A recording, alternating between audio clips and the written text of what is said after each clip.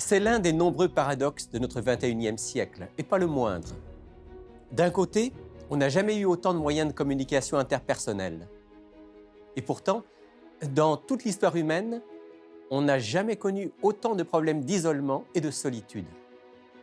Alors, dans l'émission d'aujourd'hui, on parle d'un des moyens les plus efficaces pour développer des relations riches et profondes, les groupes de partage.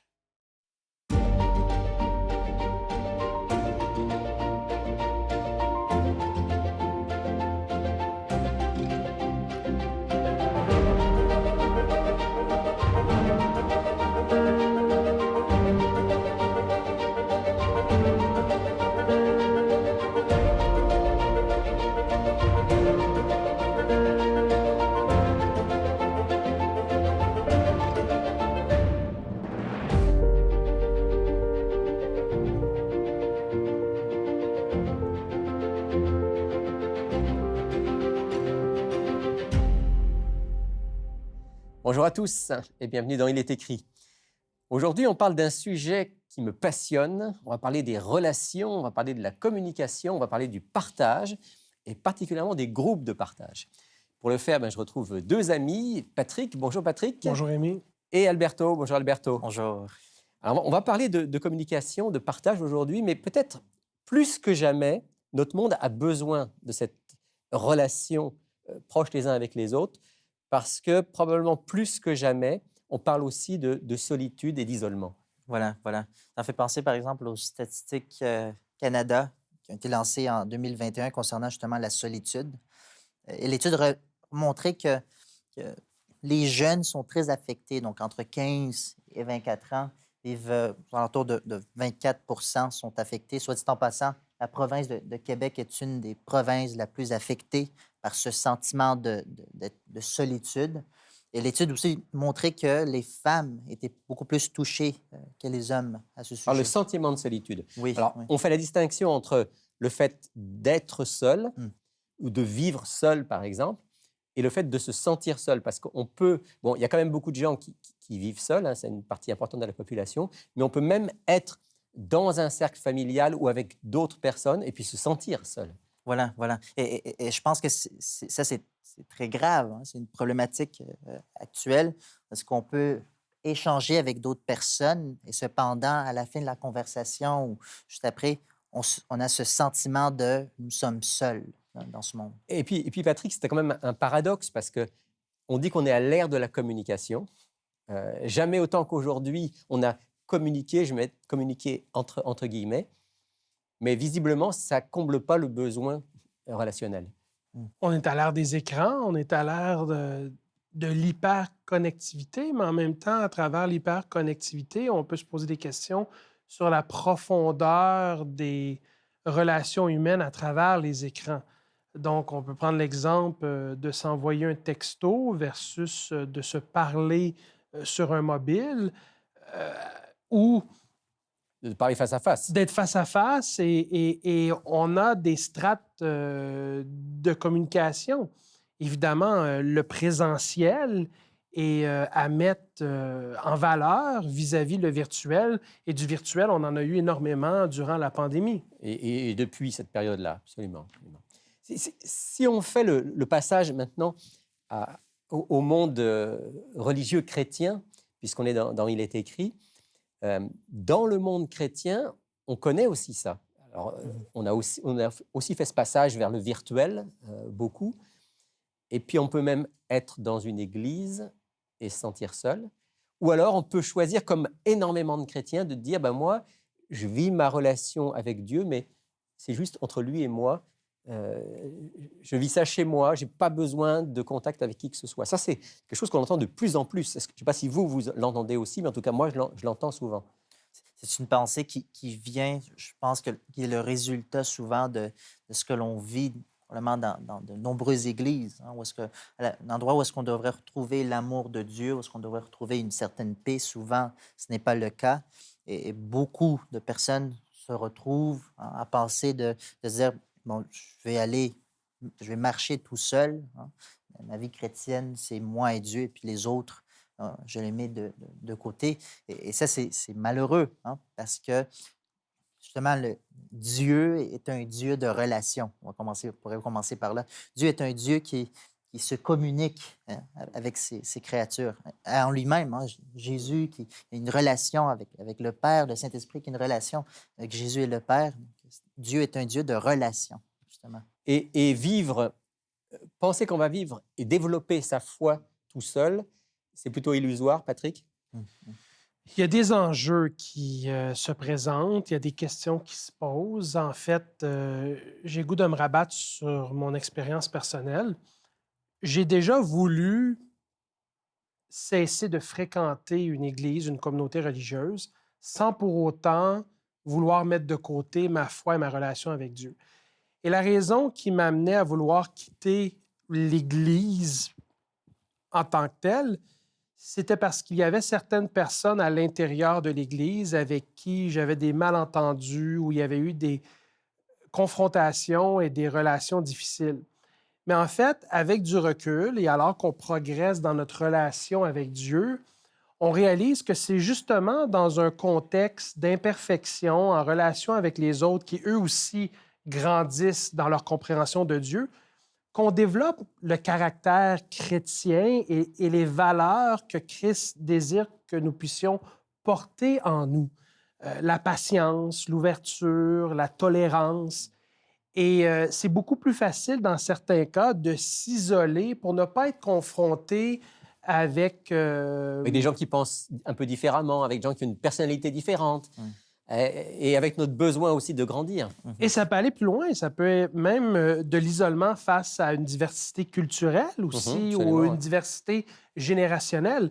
Moi, une des choses que j'apprécie autant dans l'Église au sens large du terme, mais aussi dans ce qu'on appelle des petits groupes de partage, c'est la possibilité d'être dans des échanges diversitaires, autant au niveau générationnel que culturel. Alors, tu parles de groupes de partage, ça va être un petit peu ça maintenant notre sujet. Alberto, est-ce que cette notion de petit groupe, parce que quand on parle de l'Église, alors il y a l'Église au sens large, l'Église du Christ dans le monde, on peut parler de l'Église, d'une communauté de croyants qui se réunit à un endroit précis où parfois il peut y avoir 20, 30, 50, 100, 1000 personnes. Mais cette notion de petit groupe, est-ce qu'on la trouve dans le Nouveau Testament? Je sais que la réponse est oui, mais montre-nous où. Oui. Bon, on pourrait lire un verset tout à l'heure concernant l'Église primitive qu'on appelle, mais déjà on la retrouve chez Jésus. Hein. Par exemple, Jésus qui a parlé à de nombreuses personnes, beaucoup de personnes, va se centrer sur 12. Hein, le texte biblique nous le dit. Et encore là, sur ces 12-là, il va en choisir 3, par exemple, qui vont être vraiment proches de Jésus. Donc Jésus est un exemple de cela. Puis en fait penser aussi, il y a de nombreux passages qu'on retrouve dans le Nouveau Testament, dans lesquels on voit qu'on avait des petits groupes où l'Église avait lieu dans des maisons. On sait que maison, à l'époque, ce n'était pas des grandes maisons qu'on pouvait accueillir 50 personnes. C'était vraiment 15 personnes, 20 personnes dans ces maisons-là. Donc, Philémon, qui se trouve juste avant l'Épître aux Hébreux, je lis les 3 premiers versets.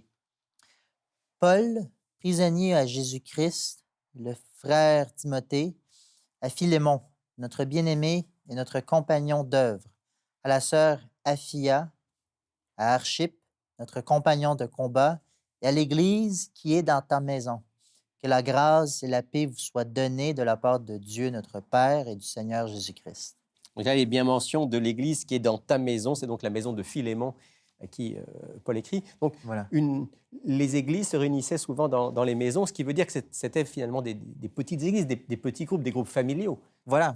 Et donc, ajoutez qu'à l'époque, l'empereur romain Néron, justement, aux alentours de l'an 64, va justement interdire justement aux chrétiens de pouvoir adorer en public, une adoration publique. Et c'est pour cela qu'on se retrouve dans des églises, dans des petits groupes, dans les maisons, justement. Parce qu'on ne peut pas le faire dans un bâtiment public ou dans une église, bâtiment-église qu'on construirait. Voilà. Donc, alors ça, c'est le vécu d'une grande partie, la plus grande partie de l'Église du 1er siècle, c'est de se retrouver dans les maisons.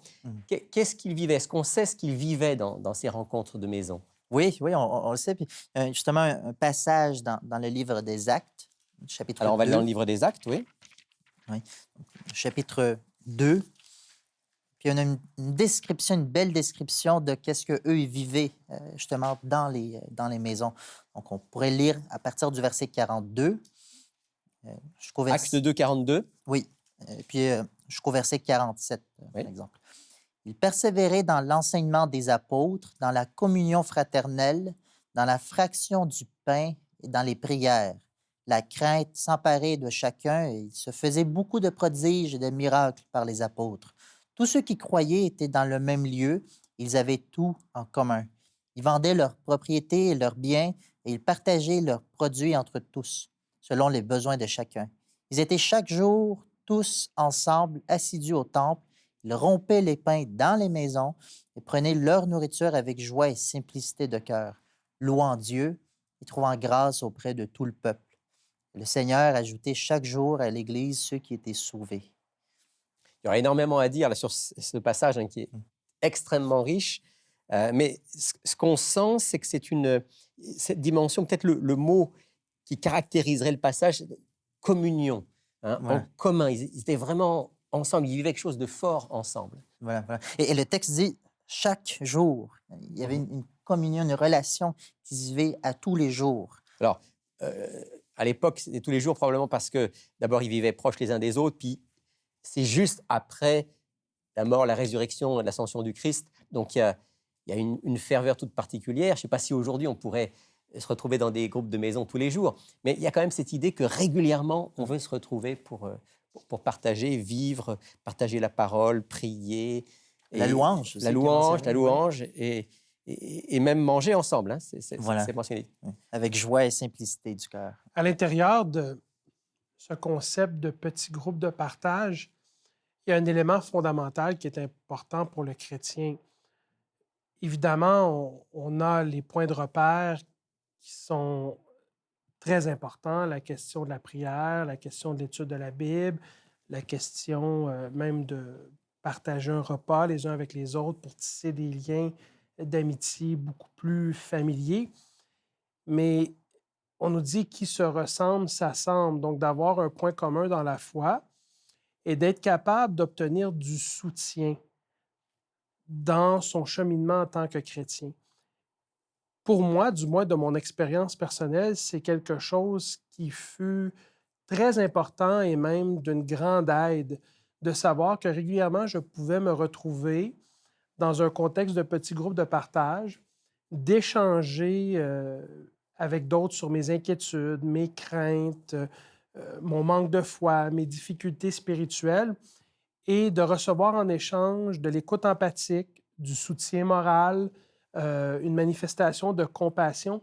Ça fait du bien de sentir cette solidarité. Et il y a quelque chose qui caractérise ces groupes, c'est non seulement un sentiment d'appartenance, non seulement un sentiment qu'on a un point commun qui est le Christ, mais aussi cette idée de l'amour de Dieu qui est présent. Et ce n'est pas quelque chose qui s'invente, c'est quelque chose qui se vit, qui se manifeste par l'Esprit de Dieu qui est présente auprès de tous et chacun qui fréquentent ces petits groupes de partage. Ce que tu veux nous dire, Patrick, c'est que Jésus nous a laissé ce commandement, aimez-vous les uns les autres comme je vous ai aimés. Ça ne peut pas être juste de la théorie. J'aime tous mes frères, mais de loin. Quelque part, il faut que ça se pratique dans la proximité les uns avec les autres. Oui, il y a une différence entre toi et moi et Alberto, on va casser la croûte au resto. Et toi, moi et Alberto, on se retrouve dans ta maison dans un but de partager sur l'enseignement biblique, de prier ensemble, d'échanger nos soucis, de les confier à Dieu par le moyen de la prière, de recevoir du soutien mutuel. C'est quelque chose de très spécial, c'est quelque chose de très propre au christianisme et au legs que Jésus nous a laissé. Il y a un bien-être qui doit être expérimenté. Ça en fait penser ce que tu dis, Patrick, à mon expérience personnelle. J'ai été introduit au groupe de partage alors que j'avais 12 ans. Et je dois dire, il y a un développement, l'aspect de développement, oui, on grandit spirituellement, mais aussi développement relationnel. Relationnel, hein, comme on en parlait au début. C'est quelqu'un qui était très fermé sur moi et c'est dans un petit groupe de partage chez quelqu'un que j'ai fait, par exemple, ma première prière en public. C'était tout un exploit de mon côté, que j'ai lu le premier verset en public, de qu'est-ce que je suis capable de m'en souvenir. Hein. Mais c'était dans un petit groupe que j'ai pu grandir et développer cet aspect-là, très important. Les présentations orales à l'école, c'était quelque chose de facile de mon côté parce que dans un petit groupe, Tu t'étais formé, là. voilà, Tu t'es voilà. formé. Puis c'est intéressant ce que tu dis, Alberto, c'est cette dimension du fait que, à travers ces partages dans le petit groupe, Dieu nous fait grandir, Dieu nous transforme, transforme notre caractère, notre capacité relationnelle. C'est vraiment quelque chose d'important. Alors, des petits groupes de partage, il y en a un peu partout, dans toutes les églises. Et puis, il est écrit, a aussi des petits groupes de partage qu'on Ouais. propose à nos auditeurs pour ceux qui veulent justement vivre, expérimenter cette relation proche. Alberto, dis-nous un petit peu, quelles sont les valeurs? Il y a des valeurs de base dans les petits groupes, il est écrit. Oui, oui. Des valeurs justement qui vont pouvoir aider, comme tu mentionnais, Patrick, à ce que l'échange se passe bien. Et ce sont des valeurs qui s'appliquent non seulement dans des groupes de partage de écrit, mais partout dans notre vie. Hein. Par exemple, l'écoute, l'acceptation, le non-jugement, l'amour, notamment. Ce sont des valeurs, le service, la simplicité, qui sont très valides pour un groupe de partage dans les maisons, mais aussi dans la vie. Tous les jours, on l'utilise lorsqu'on va faire l'épicerie, lorsqu'on va à l'école, au travail. Ce sont des valeurs qui vont nous aider à permettre de pouvoir développer nos relations. Authentique. Ouais, Voilà. authentique. Je retiens parmi les valeurs que tu as mentionné le non-jugement. Et ça me semble extrêmement important. En tout cas, personnellement, je participe souvent à des groupes de partage. Puis je me rends compte que ça, c'est fondamental. Non-jugement, qu'on se comprenne bien, ça ne veut pas dire que tout est beau, tout le monde est beau, tout le monde est gentil. Non. Non-jugement n'enlève pas la capacité de jugement dans le sens d'évaluation, de discerner, etc. Mais le non-jugement, c'est le fait qu'on reçoit quelqu'un tel qu'il est et il n'y a pas d'esprit de jugement et de condamnation vis-à-vis de cette personne. Chacun est reçu d'une manière bienveillante. C'est comme ça, en tout cas, qu'on veut le vivre. Puis ça permet à quelqu'un de s'ouvrir. Parce que, qu'on le veuille ou non, quand on est dans une relation, on teste la personne avec qui on est ou le groupe avec lequel on est pour savoir jusqu'où je peux m'ouvrir. Et si, quand je dis quelque chose, je vois qu'en face, il y a fermeture, jugement, la tendance va être... Oui. Ou le manque d'écoute. Ou le manque d'écoute, exactement. Mais si je sais que je ne suis pas jugé, que je suis écouté, je vais pouvoir m'ouvrir, puis là, il pourra y avoir un échange vraiment authentique. Donc, c'est ça qu'on essaye de développer. Voilà, des valeurs fondamentales à une bonne communication et relation avec les autres. Et justement, ces échanges et cette communication, elle est importante au niveau de la compréhension de l'enseignement biblique. On peut être assis chez soi, seul, avec sa Bible, dans un esprit de prière et d'étudier dans le but de vivre une amélioration de soi avec l'aide de Dieu. Parce que c'est l'objectif de tout chrétien, de développer le caractère du Christ en nous. Mais c'est toujours intéressant d'être dans un contexte d'échange en petits groupes de partage où on peut prendre en considération le point de vue de l'autre qui a lu le même texte que nous, mais qui arrive à une explication légèrement différente et, dans son propos, nous fait réfléchir à certains éléments auxquels on n'a pas pensé. Alors, il y a aussi le potentiel en petits groupes de partage d'une croissance spirituelle accélérée qui, un n'empêche pas l'autre. L'étude de Bible personnelle est très importante, mais le petit groupe de partage, pour moi, c'est un élément de complémentarité. Un enrichissement. Oui, à l'Église et à la pratique de notre spiritualité propre et personnelle. Alberto, dis-nous, quelqu'un nous écoute en ce moment, dit c'est intéressant cette histoire de groupe de partage. Est-ce que je peux en savoir davantage? Comment je fais? Comment ça se passe? Oui, donc d'abord, la personne peut aller sur notre site Internet. Ils vont retrouver là énormément de ressources sous petits groupes de partage, dans lequel il y aura un petit document qui est justement guide de ma première visite, dans lequel souvent les personnes peuvent se poser des questions. Ça se passe comment, une rencontre? Bien, ce document-là va venir justement expliquer davantage comment est-ce qu'une rencontre se passe. Nos valeurs sont justement mentionnées sur cette page-là. Et également, il y aura une carte interactive dans laquelle les gens vont pouvoir voir où se trouvent nos différents groupes Les présentement, groupes existants. le groupe existant. Et puis, savoir aussi qu'ils peuvent nous appeler, poser des questions, peuvent nous écrire aussi. Et puis, à la toute fin, ils vont voir un document à remplir si jamais ils Ils aimeraient sont participer. intéressés. Ils sont Voilà. intéressés. Donc, à l'heure actuelle, on a plusieurs groupes qui existent à différents endroits dans la province. Il y en a qui sont virtuels, il y en a qui sont en présentiel. En présentiel, tout à fait. Donc, c'est les deux. Si quelqu'un, à cause de la distance, où est-ce qu'elle se trouve, aimerait se joindre à un groupe, mais qu'il n'y a pas nécessairement un groupe là où est-ce qu'elle se trouve, il peut se joindre à un groupe virtuel, hein, via Zoom.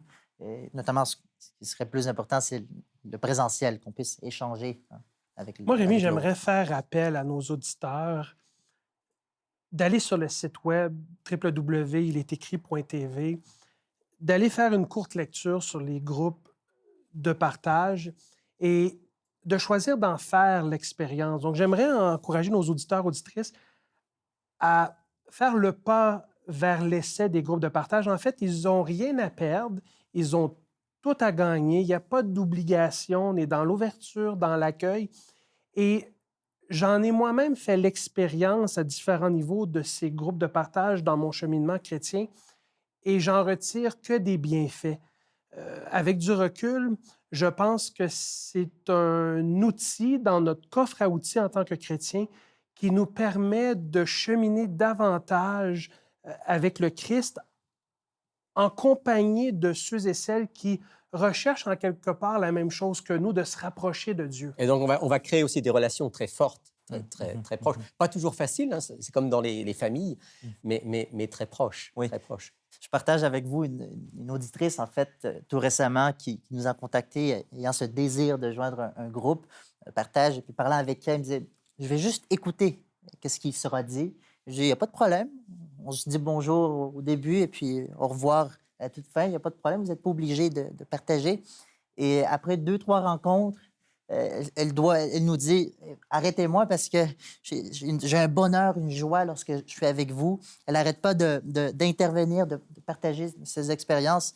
Donc, c'est finalement le groupe l'a aidé énormément dans sa vie spirituelle. Et puis, c'est quelqu'un pourtant qui a commencé disant, je ne vais pas trop parler parce que je ne sais pas Je veux trop juste dans quoi je observer. m'embarque. Oui, C'est oui. ça, Et là, c'est c'est une des personnes qui parle le plus. Alors, le vécu de chaque groupe peut être différent. Oui.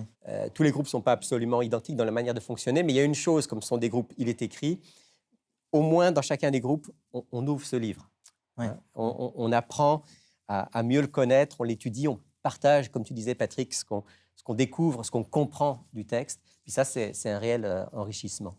Et ça m'amène, Alberto, à te proposer de nous présenter l'offre de la semaine qui est en lien, justement, avec l'étude de la Bible, la découverte de la Bible. Oui, oui. D'ailleurs, le titre « À l'écoute de la Bible hein, », c'est un ouvrage qui va justement traiter, qui va aborder différents sujets autour de 550 pages.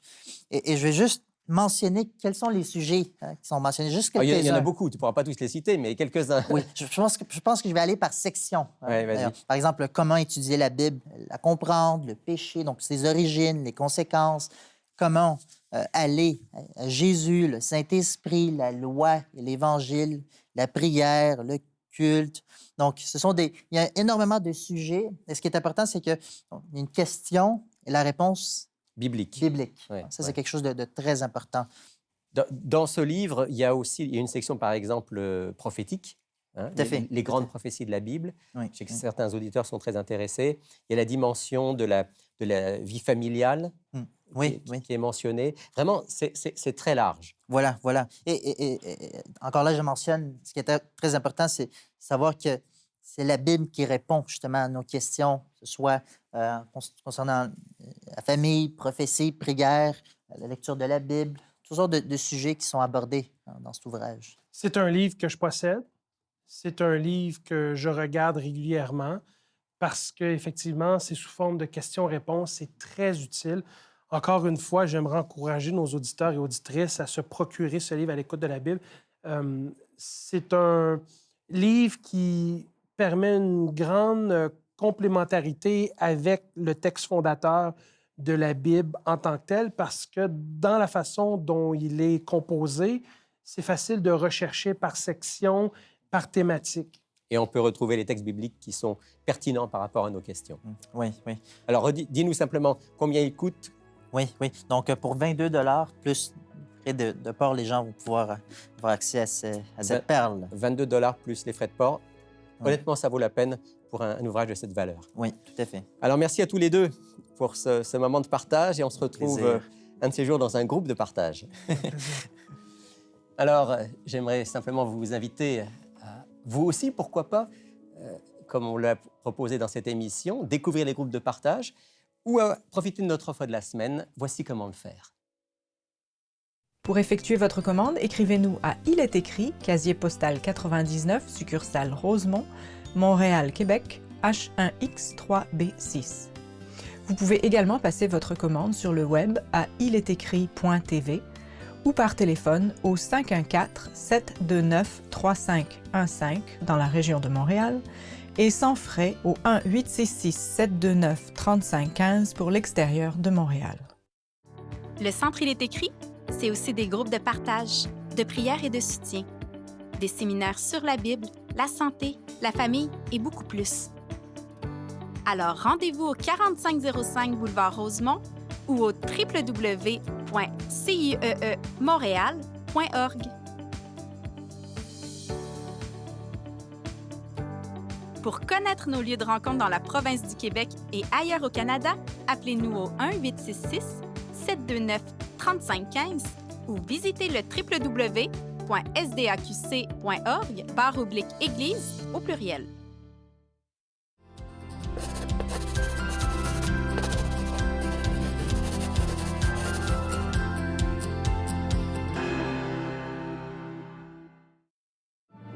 Celui qui atteste ces choses dit: Oui, je viens bientôt. Amen. Viens, Seigneur Jésus. Apocalypse, chapitre 22, verset 20. Je lève les yeux vers les montagnes. D'où me viendra le secours? Le secours me vient du Seigneur, qui fait le ciel et la terre. Psaume, chapitre 121, versets 1 et 2. C'est la fin de cette émission. Moi, je vous retrouve avec plaisir la semaine prochaine. Mais d'ici là, souvenez-vous, il est écrit « L'homme ne vivra pas de pain seulement, mais de toute parole qui sort de la bouche de Dieu. »